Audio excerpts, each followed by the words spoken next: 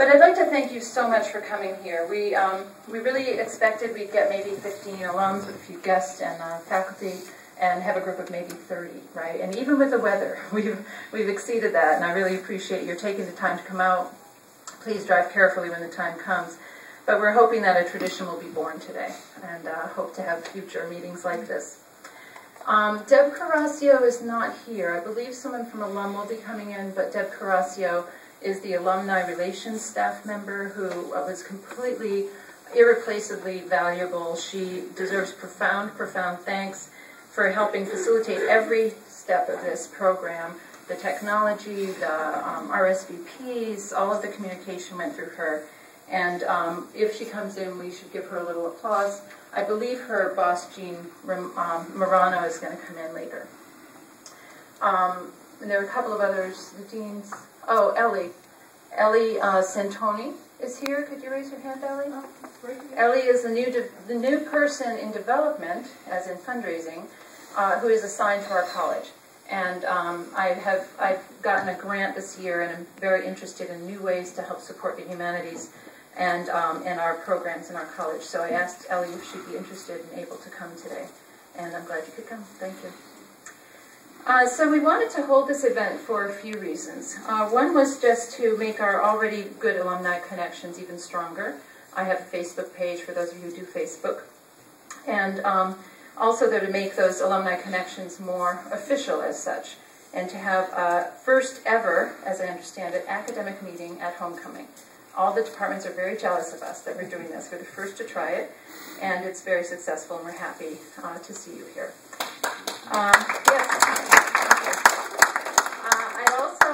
We also wanted to find out how you're doing and give you a chance to come back to campus, catch up with each other, and to renew any old friendships, meet new people. I don't like, whenever you have alumni events, you feel like there's a level of competition. That's not what it's about. But I personally am very concerned about what our major gives to people and where they take that in the world and how the world responds. So we have a survey, and I'm begging people to please complete the survey if you haven't. And I really want to use that to look at how we can strengthen the way we both teach and the way our majors can use their study when they get out into the workforce. Because as I understand it, no more than 15% of philosophy and religion majors go on in the field. Maybe in law school, maybe other places, but in the field. So we need to take care of those 85% who go into the work world. And of course to update you on the department, which is what I consider my job right now. Okay?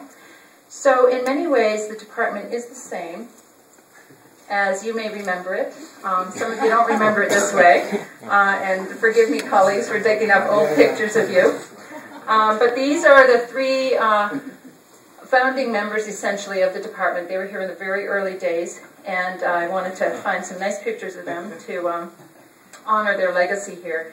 We've always had a group of great faculty who do their research, teaching, and service to the university. And if you've seen the display table, you can see evidence of the ongoing work of these faculty. Drs. Benfield, Kogan, and Johnson are all very involved in the life of the community and in scholarship and teaching. And they were the people who joined the department when it was brand new and helped establish what it would become. Yet in other ways, and we can go back to this picture if you think it's fun. In other ways, we've grown and changed with the times. I'd like to introduce you to a few new people. Dr. Eller was planning to be here today, but unfortunately has a family issue she needs to be home for. But Mark Clatterbach, Yasser Ibrahim, and Cynthia Eller have all joined us in the last 10 or 12 years. And I thought you'd like to see a little bit of what they're doing. Mark Clatterbach finished field work in the summer in the Crow Reservation in Montana. He's also gotten a student faculty research scholarship to help have a student work with him. Dr. Eller created a textbook and does online teaching regularly, and she was honored as MSU's Distinguished Scholar. That's a very competitive award on campus that she won out of all the faculty who applied. And her books are back there. You can see why.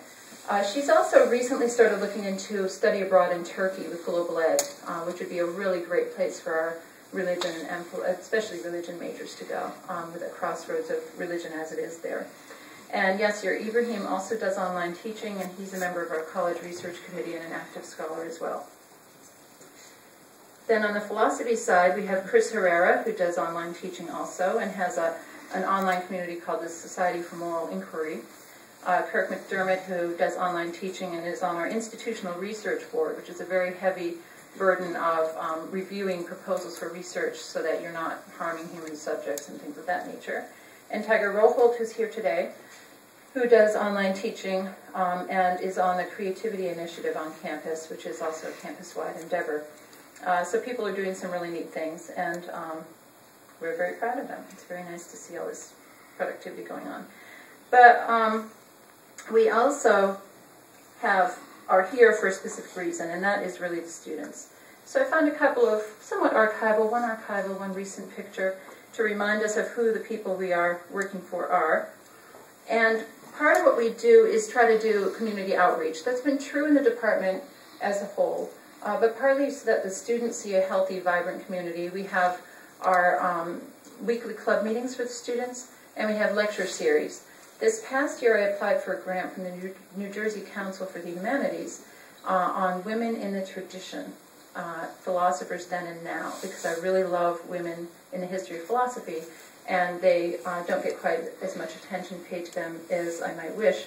And of course, with a name like Women in the Tradition, you have a great little acronym, WIT.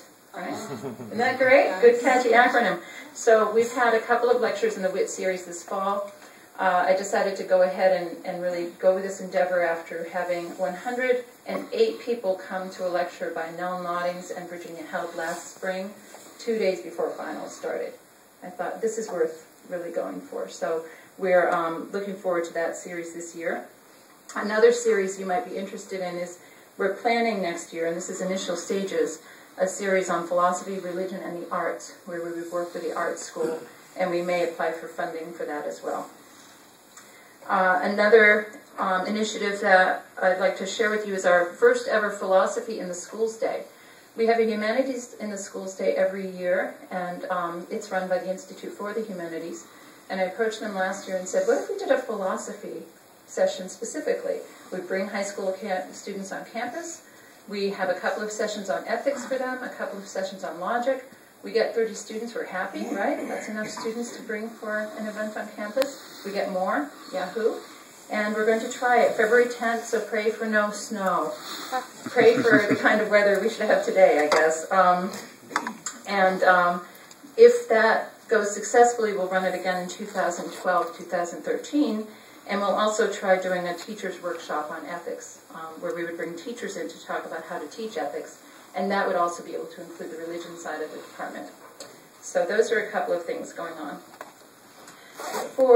And that's for the community, the outreach. For our students, we have a new teacher certification track for elementary teaching, for both philosophy and religion.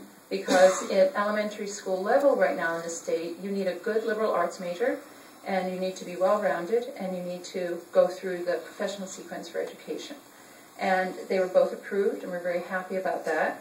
And I spoke to the education people last week, and I understand at least 2 or 3 students have put in applications for that program.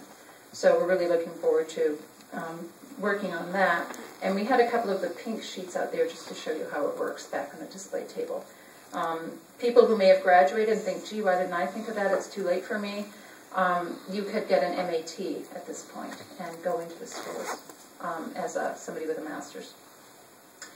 And another thing that I probably have more personal interest in than others in the department, but I know Dr. Benfield has worked on co-op, so I don't want to claim this as a department initiative as much, but I'm very interested in helping students do applied learning or experiential learning, setting them up with internships, co-op placements, or even volunteer work, so that they could either take the logic and sort of tech edge of what philosophy gives them and work in the corporate world or technology, or take the kind of ethics and values work they do in philosophy and religion into nonprofits, charitable organizations, community groups, things of that sort. We've had a couple of students, one did Buddhist studies at a Buddhist retreat center, and had some work he had to do as part of that, volunteer work, last summer, and then, well, the previous summer. And then this past summer, we had somebody who worked with a church that does activism in Newark, that does social activism work to help people with poverty issues. So this is where our commitment to alumni, to current students, and to department growth converge, in my view.